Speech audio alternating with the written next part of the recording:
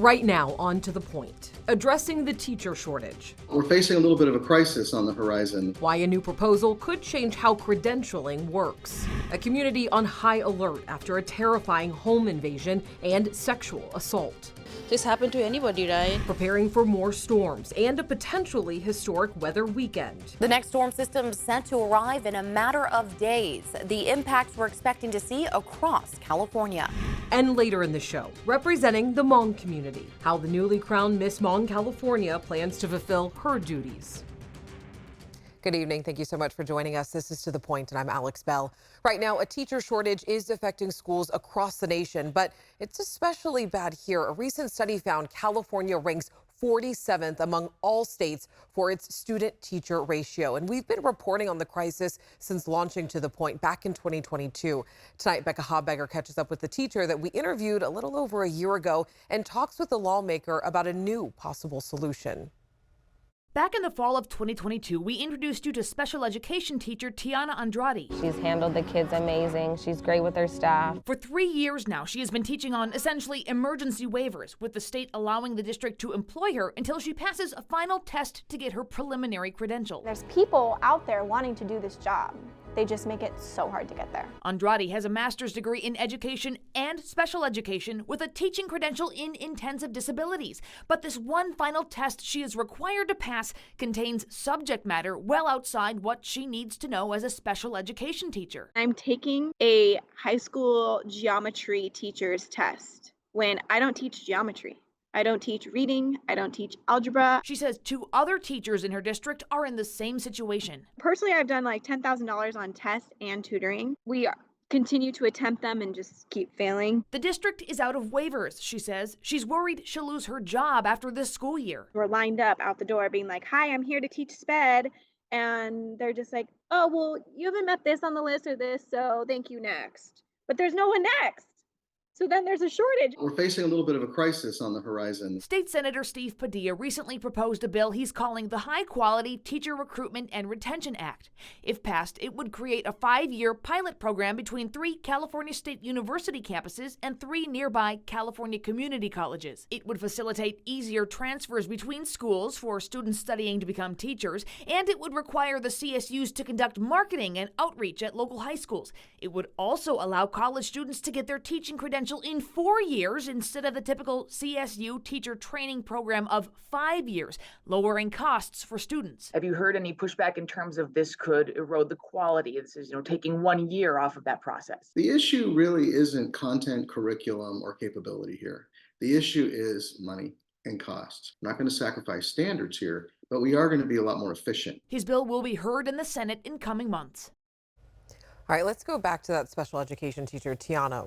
What are her options? I reached out to the California Commission on Teacher Credentialing. They said they don't know enough about Tiana's case to be able to comment on her situation specifically, but they did say for special education teachers, there are 4 alternatives to passing that test, though not all of them might apply to Tiana's situation.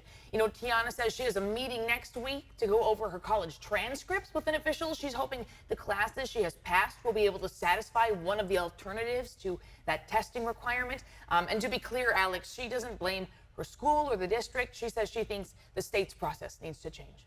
All right, Becca, thank you so much. And you already know we will continue to follow this. All right, now to a bomb threat, to a shooting. Violence on school campuses this week has caused concerns. Now, one local school district is spending millions of dollars to boost safety. The Stockton Unified School District is putting $9.7 million into security enhancements across 15 campuses, and they are adding better quality video cameras that can track people and zoom in on small details like license plates. District officials also plan to integrate the cameras into other areas as well. Tonight, the Fairfield Police Department is looking for a man they say broke into a woman's home and sexually assaulted her.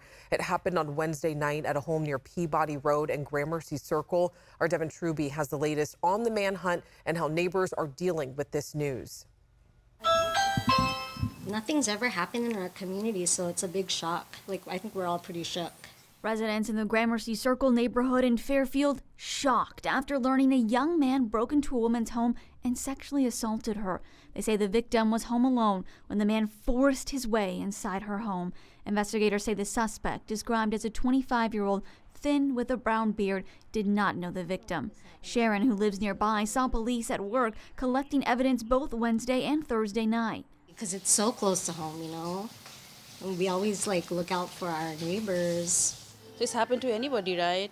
So it's really scary to us. Sony, who also lives in the neighborhood, says this area has always been safe. Nothing happened since I'm here almost 6 years now. But I don't know. This is the first time I heard also about all those that. While the search for the suspect continues, Fairfield police are asking residents to look through their security footage for anything they think could help. You are currently being recorded. We have our alarm systems, we have our cameras all around, so we actually looked through our footage to see if we could see anything from that night, but unfortunately we didn't catch anything. And they say they'll have extra patrols in the neighborhood, something residents are thankful for. I hope they catch them fast, because we don't want this to happen to someone else. We hope our neighbor's okay too. Definitely a concerning situation. And again, the suspect is described as approximately 25 years old with a thin build and a short brown beard. He was last seen wearing a dark colored hoodie. And if you have any information or see anything suspicious in that area, you are asked to call Fairfield Police. In other news tonight, the U.S. says that they've began to carry out retaliatory strikes against Iran-backed militants and Iranian military targets. And it comes after a drone strike on an American base in Jordan killed 3 U.S. service members last Sunday. The White House says the Islamic resistance in Iraq, an umbrella group of Iran-backed militias, had planned, resourced, and facilitated the attack. This particular attack was egregious in that the attack was on the sleeping area of one of our base. Both the White House and the Pentagon have stressed that despite the strikes, the U.S. does not want a wider war with Iran. The attacks come as President Biden and First Lady Jill Biden joined grieving families in Delaware today for the dignified transfer to honor the 3 American service members that were killed in that Jordan attack. Their deaths are the first fatalities blamed on Iran-backed militia groups. Each transfer case was draped in the American flag and then placed inside a black vehicle as fellow service members saluted to pay their final respects before the car was driven away. All 3 of the fallen service members were from Georgia. Coming up onto the point, thousands of crews on the ground preparing for this weekend's winter storms. We're tracking that next atmospheric river just out to sea. They're expected to arrive on Sunday. The major impacts we're going to see. Plus, the process to put PG&E lines underground delayed. The major city impacted and the worry from customers.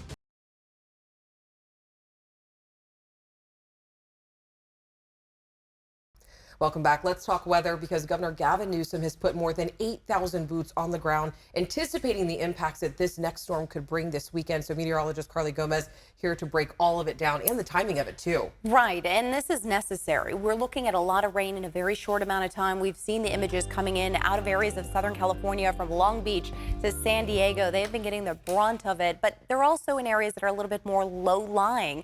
And a lot of the storm systems continue to head their way to the south. So they're getting a lot of that heavy rain, short amount of time. Taking a look at our area, we've been getting a lot of thunderstorms and downpours this afternoon. We have a flood watch that will be in effect for a lot of areas until Tuesday, 4 a.m. for our Sacramento Valley and San Joaquin Valley spots. Winter weather advisory and winter weather warning. Now that is in effect from Sunday until Tuesday as we're expecting to see some heavy snowfall.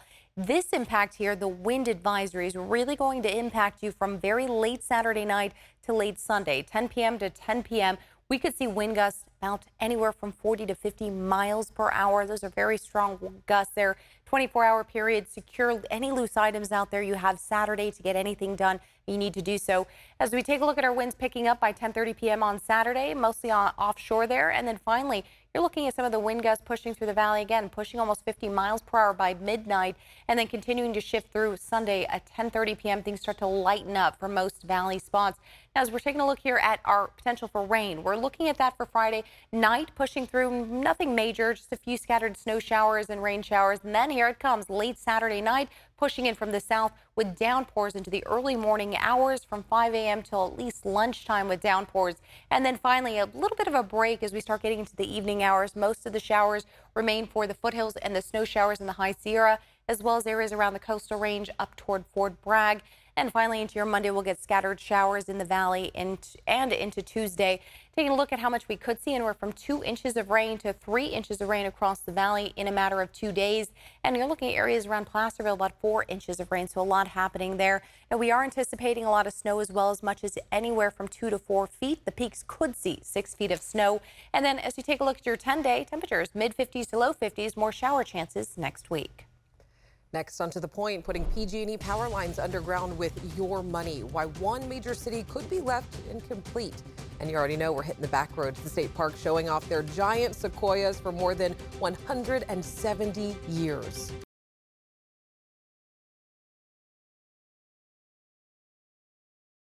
You might have noticed your PG&E bill is higher this year. Rates just went up 13%. And PG&E says most of that money will go towards putting more power lines underground in high-risk wildfire areas. And it comes as work is underway to bury power lines in San Francisco, where overhead lines can be unsafe during big storms and earthquakes. But now a lack of funding may leave half of the city's lines incomplete, which, as you can imagine, is causing concern.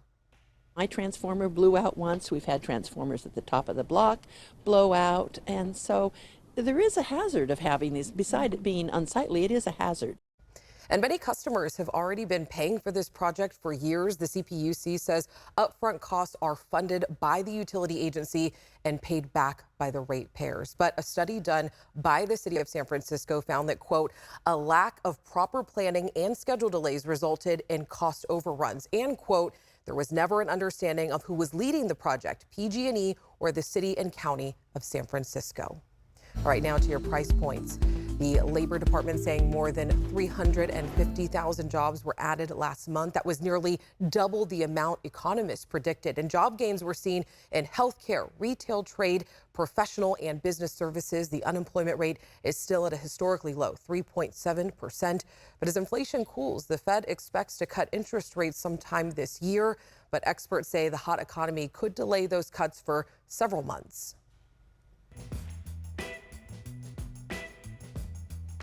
And it's Friday, which means it is time for another trip on the back roads. And tonight, John Bartel takes us to the giant sequoia grove in Calaveras Big Tree State Park.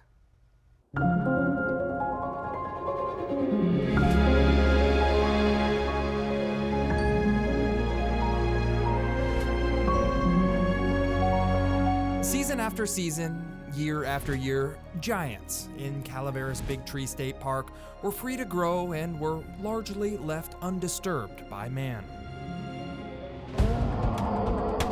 But that all changed in the spring of 1852 when Augustus T. Dowd stumbled on the giants while tracking a wounded grizzly bear. Came across this tree. It was the first way to persuade people to come up and see it for themselves. They believed it, they saw it, word spread. So this was the tree that got giant sequoias really famous. Winter, spring, summer, or fall, for more than 170 years, tourists have been traveling to what is now known as Calaveras Big Tree State Park to experience the giant sequoias for themselves. So this is technically the longest running tourist attraction in California. Really? Yeah. Whether you're in snowshoes or hiking boots, the 1.7-mile walking trail doesn't disappoint. And if you're lucky, you might get Lily Orovitz as your guide. That's a big tree. It's a very big tree. It is the biggest giant sequoia we have in the North Grove. This is the Empire Tree, and when Lily says it's the biggest, she's not just talking about height, but overall size or girth. So it is about 30 feet across in the bottom, its diameter. But the real key for bigness for giant sequoias is just how wide it stays. And if you look to the very top of this tree, you can see it stays pretty wide as you go up for quite a ways.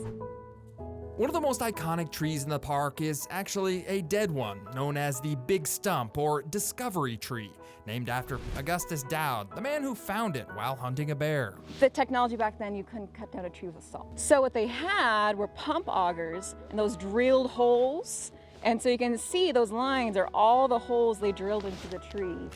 The stump eventually became a tourist attraction itself. It was a dance floor, yeah. You can find old pictures. There was a gazebo on top of it.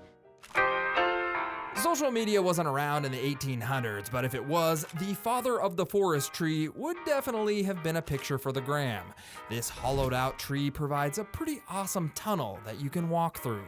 Now, no matter what time of year, the Father of the Forest is a crowd favorite, but if you come during winter, there's a special little treat for you. You'll get to see all of these icicles form all the way down the center here. It makes for quite the picture. You may think rot is what caused the tunnel in this tree to form, but Lily says it's more likely caused by fire. It varies a lot depending on which specific forest you're looking at, but there could be a fire that goes through a giant sequoia forest every about 7 to 30 years. Small fires are actually good for giant sequoias. In 2023, CAL FIRE and state parks intentionally set a prescribed fire to burn up debris and reduce fuel on the forest floor.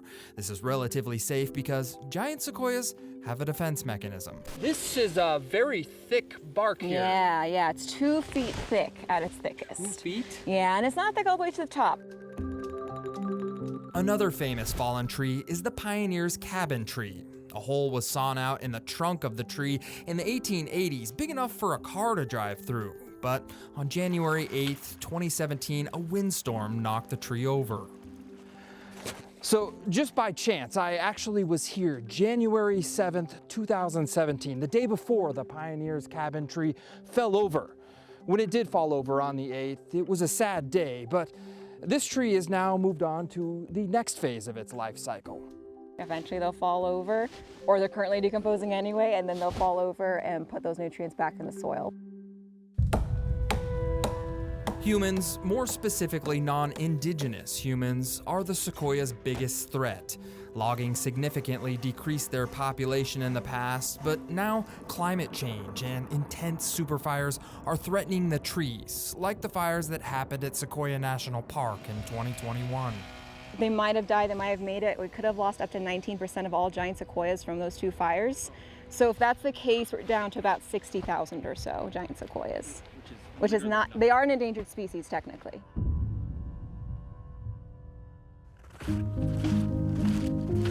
Giant sequoias only grow on a small portion of the Sierra Nevada, making them unique to California. It's no wonder visitors are inspired by them, but they also need to be respectful. Because this is your public lands, we're California State Parks, this is you, this is yours. From Calaveras Big Tree State Park, I'm John Bartell. Hope to see you on the back roads.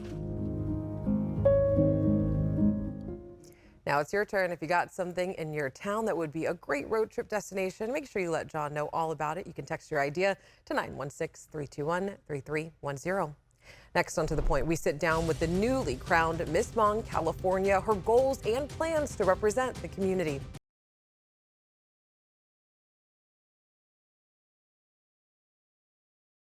We have a large Hmong community here in Sacramento, and with the new year comes a newly crowned Miss Hmong California. Our Jeannie Nguyen sat down with this year's winner to discuss what she hopes to accomplish with this new honor. My last station! I've always kind of had a vision of joining the pageant since I was younger. It was this moment that Mai La Xiong, or Stephanie, worked all year for, being crowned the next Miss Hmong California. All of this happening during the Hmong New Year celebration. We will need to showcase what is the culture, the custom, the clothing, and this event is the biggest event for the New Year. The Sacramento Hmong New Year organization has hosted this pageant since 2006 at Cal Expo to highlight the Hmong culture to the community. Contestants spend weeks competing with performances and showcasing elegance and style. We have a unique culture, unique clothing, unique custom that we need to showcase every year. Being crowned this year comes with a list of expectations and responsibilities. Are expected to serve as respectable role models and maintain a positive character. For Xiong, she already has ideas on how to accomplish her responsibilities. My goal is to raise awareness about autism, and with that, I want to build more knowledge in the community and provide advocacy for those who aren't able to voice themselves. With my platform, I want to build social communication skills for the youth. She has projects already lined up. I'm actually planning a conference for the Hmong youth and then also others who also want to join. Even though it's still early in the new year, Xiong says she feels confident her work will positively impact her community. I think that our community has grown so much, so I feel like representation is great for us. Well, congratulations. And on top of being crowned this year's winner, Xiang was also awarded a $10,000 check by the Sacramento Hmong New Year organization. And some of that money is expected to go towards tuition, scholarships, and other community projects. And the next pageant will take place at the end of November. Also, a reminder for this weekend's forecast: tomorrow is your day to get all your cleaning done, all your shopping, all your errands. And that's because that next storm is arriving very early on Sunday morning. So make sure that you're safe on the roadways, give yourself some time, and prepare. Have a great night. We'll see you on Monday.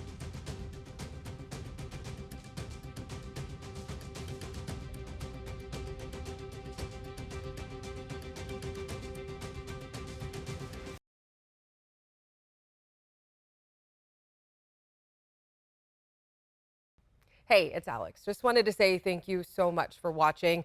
I really love hearing from everyone, and I hope that you'll stay in touch. Reach out to me on Facebook at AlexBellTV, or you can email me at tothepoint@abc10.com, or you can even send me a text message at 916-321-3310.